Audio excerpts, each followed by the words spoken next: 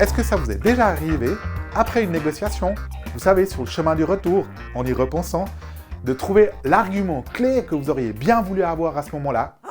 Eh bien ça, c'est typiquement un manque de préparation. Ça m'est arrivé aussi, et aujourd'hui, je vais vous expliquer en quelques points comment bien vous préparer à votre future négociation.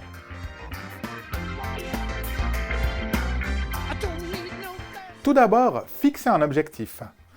Quel prix maximum? Quel prix minimum? Qu'est-ce que vous voulez atteindre d'autre? Cela vous permettra de fixer un cadre à votre négociation et puis du coup, surtout, de pouvoir dire non plus facilement si l'autre personne vous fait une proposition qui sort de votre cadre. Je vous donne un exemple. Admettons que vous mettiez un objet en vente au prix de 50 francs. Bien évidemment, le prix de 50 francs est un prix que vous avez fixé en sachant que souvent les gens négocient. Si vous définissez un prix de vente minimum, par exemple 40 francs, cela vous permet de mettre le cadre et donc la marge de manœuvre que vous vous autorisez. Si l'autre partie sort de ce cadre et vous propose par exemple 35 francs, cela vous permettra facilement de dire non. Ma dernière offre est de 40 francs et si l'autre personne continue à rester sur ces 35 francs, de mettre fin à la négociation pour cette fois-ci. Ensuite, informez-vous. Informez-vous sur la personne ou l'entreprise avec laquelle vous allez négocier. Lorsque vous mettez un objet en vente, allez voir si d'autres objets similaires aux vôtres sont déjà en vente, par exemple sur Internet, de voir à quelles conditions et à quel prix.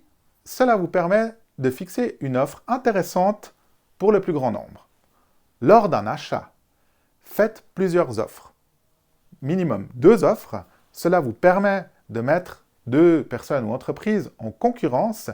Et très souvent, cela suffit assez facilement à ce que vous obteniez davantage que ce que vous auriez pu avec une seule offre. Et pour finir, mettez tout ça par écrit, faites un plan de négociation, parce que c'est bien joli de vous être préparé, mais je vous assure que dans le feu de l'action, si vous n'avez pas des petites notes, bien souvent, on va oublier les arguments qu'on avait préparés à l'avance, et ça serait vraiment trop dommage d'avoir passé tout ce temps pour à la fin accepter une offre qui ne rentre pas dans le cadre de vos objectifs.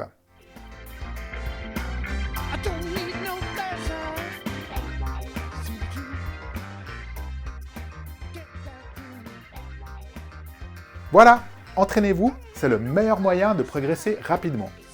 Entraînez-vous, par exemple avec la famille ou dans l'épicerie du coin, quelque part où la négociation n'est pas trop grande et où vous risquez de ne pas perdre grand-chose.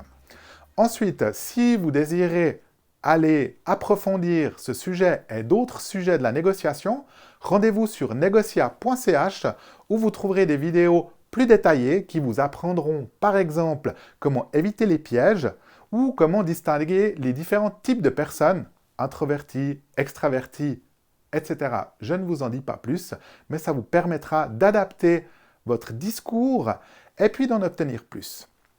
Moi, c'était Adrien, je suis facilitateur de négociation et si vous désirez faire appel à moi ou voir quels autres services je propose, allez sur negotia.ch, faire un tour et regardez ce que j'ai préparé pour vous.